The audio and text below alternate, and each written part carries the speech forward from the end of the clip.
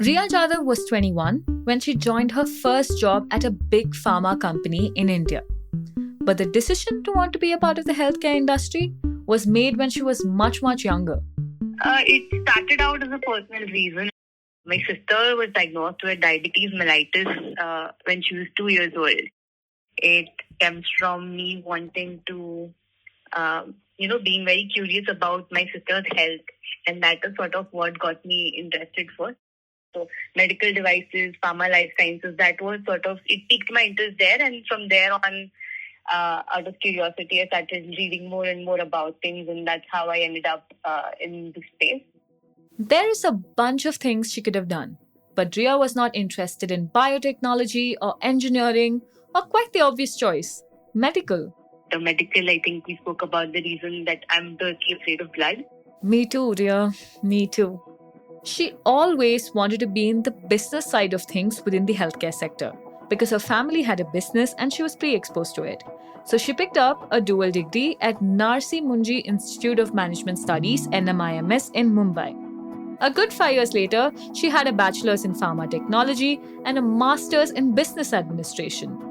One thing to know about Riya, she always had a plan. A vision board of what she wanted her career to look like. And so far, she was well on track. In summer of 2021, Riya got her first job at Cadila Pharmaceuticals, one of the biggest pharma companies in India, 8,000 plus employees, $460 million in revenue in FY 2023, and things were great. And Riya, much like she wanted, was joining a pharma company as a product manager. Everything she ever wanted culminated into this job. The start of a dream career that she was aspiring for since she was a child. It so far had gone according to the plan, but this time? The culture there was a shock to me. At least from the first week itself, I was like, okay, nobody told me it was going to be this way. It was different. She didn't like it. She didn't like her dream job. I think once you join a job, once you start getting those, monthly paychecks, when you go out with your friends, already, I think in the first 6 months, you're like, I'm ready to retire now. I think I want to retire already. Once you get into the entire work culture or into corporate, it's very different from what you had imagined in your life, where even as a child, you would be office officer. It's a very different image that you have in your head, right? And when you actually start working, it's quite different. So within exactly 7 months of joining, she quit her first job. Hello and welcome to The First 2 Years. I'm Akshaya Chandrasekaran and this is the show where we ask and answer the toughest questions around work. This is Season 1, Episode 3. The theme of this season is all the firsts you will be encountering as you enter the world of work. In today's episode, what exactly is making so many young professionals quit their first jobs within 12 to 18 months of joining? Why it may not be such a bad thing? This may be the first time you're quitting, but you may have to do it many times over. So instead of sleepwalking through it, maybe let's learn how to quit consciously?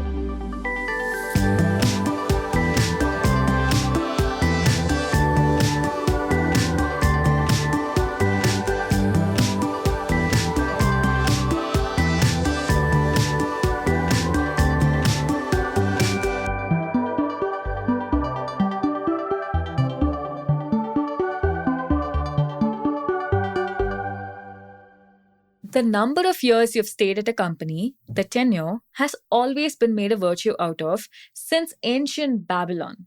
But this is no longer true. Take it from Prasadh, a recruiter at Xpheno, a specialist staffing company. Tenure in today's world is really, I think it's not overrated anymore as it used to be earlier. Earlier we used to, as recruiters, when we saw resumes with too many hops or no short profiles, or let's say you look at people who've been hopping every year or two, those profiles did get a negative ranking vis-a-vis those who kind of stayed on. But I think the last decade or so, things have really changed and not anymore the case where we look down on short tenures. I think if you're able to trade tenure with experience and exposure, that comes really strong on profiles. And Prasadh says shorter stints can actually enrich your career if you're able to trade tenure with experience and exposure. That obviously is a big if. But many young professionals seem to be doing just that. We did a survey last year, October of 2023, of young professionals who quit their first jobs within 12 months of joining. And contrary to popular belief about Gen Z, among the top three reasons why people wanted to quit their job was I want more challenging work. Basically, what Prasad was saying. The other two were fairly straightforward, in case you're wondering: to move away from a toxic manager, eeks, and two, disagreements with the leadership and workplace culture. Dum dum dum. Prasad, as someone who heads workplace research for Xpheno, also studies tenure quite intensively. And he says shorter stints can actually make you extremely successful. Would you believe that? For instance, Some of the CXO tenures that we look at, I think that's a reflection of where the tenure conversation is going. Like CEOs are at about 2.8 years average experience in India. Globally, it's about 3.6 years is what it is. As you go down further roles like COO, CFO, like interestingly, what I found intriguing in the morning was that CHROs have had one of the shortest tenures. People who would prefer their people to stay on long tenures. yeah. In India, CHROs have about a 2 to 2.5 years is the average that we are experiencing. And Yeah. Uh-oh. CHROs, those who are supposed to be responsible for retention, are contributing to attrition actively. Anywho, highly successful people like CEOs are averaging at just 2.8 years simply because shorter stints can help you collect rich and varied experiences. So you can imagine why more and more young, ambitious people are going for shorter tenures at companies. Speaking of which, let's get back to Ria to find out why she quit. So the Kerala campus as such is not in the city as such. So it's on the outskirts. So you have to pass through a few villages to get there. And in the morning, the bus would come and pass through a city like how a school bus would pass.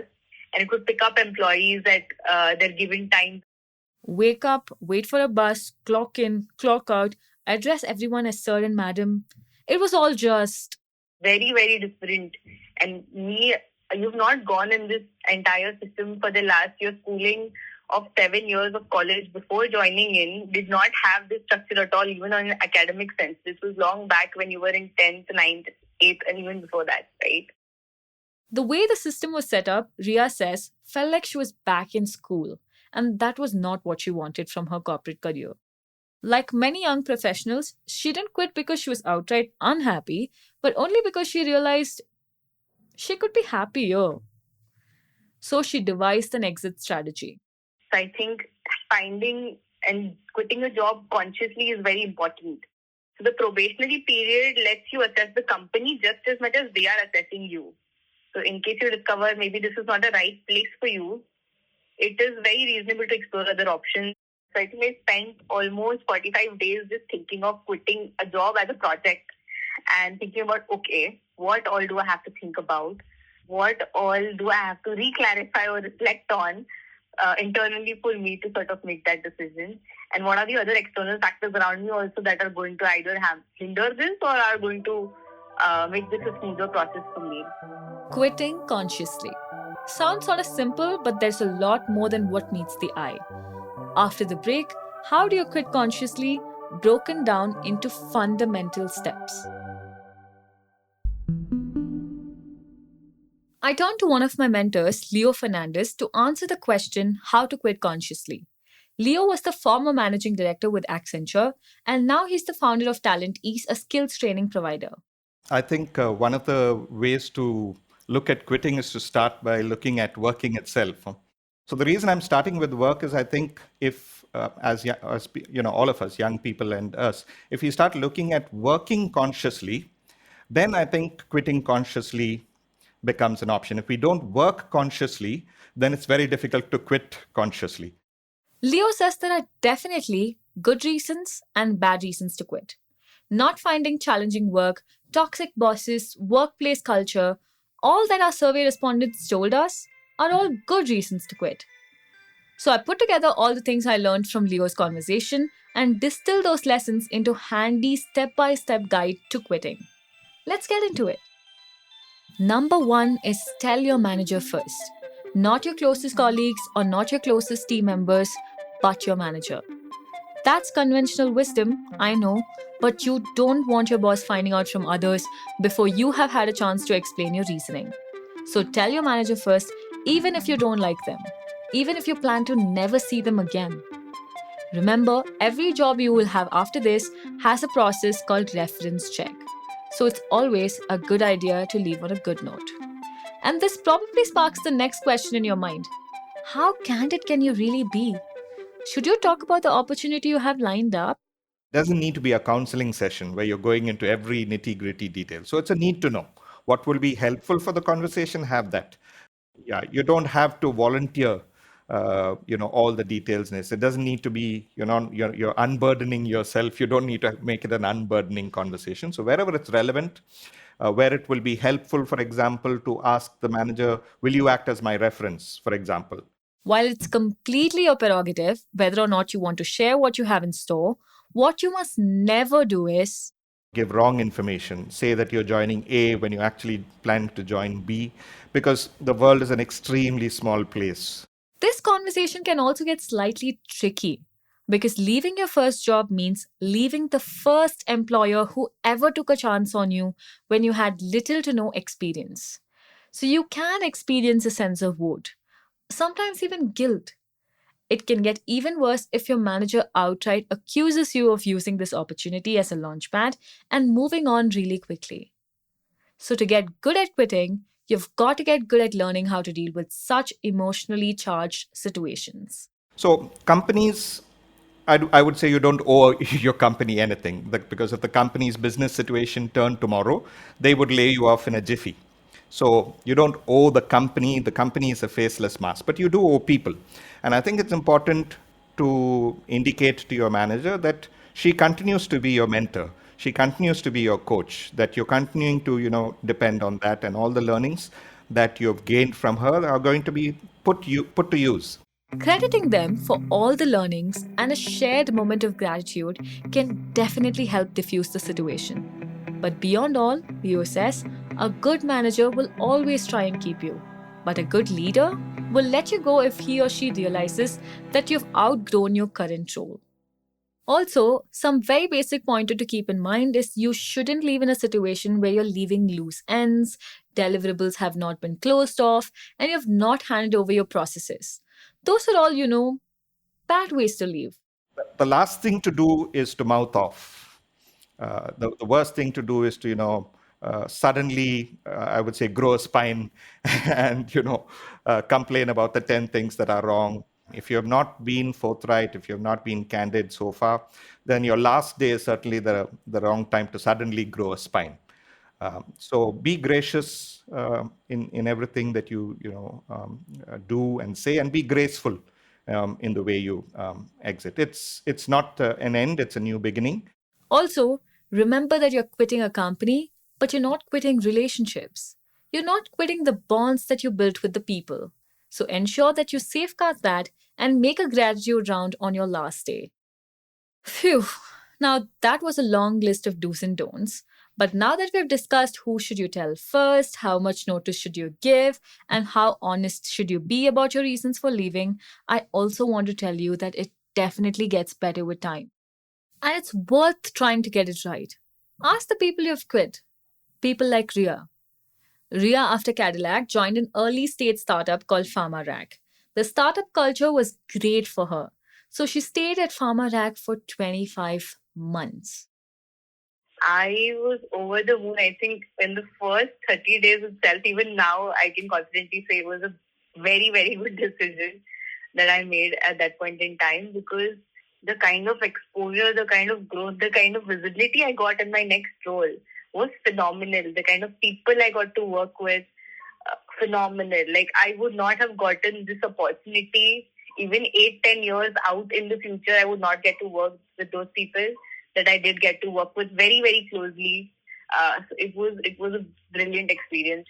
So yeah, definitely a great decision to move early. There were a lot of hesitations. There was a lot of internal challenges that I was battling with when I thought about moving, but definitely a very good decision in hindsight as well. Thank you so much for listening. You can write to me with feedback at akshaya@the-ken.com. That's akshaya@the-ken.com. The First 2 Years is produced from the newsroom of The Ken, India's first subscriber-only business news platform. This episode was written and hosted by me, Akshaya Chandrasekaran, produced by Anushka Mukherjee, and audio engineering by Rajiv CN.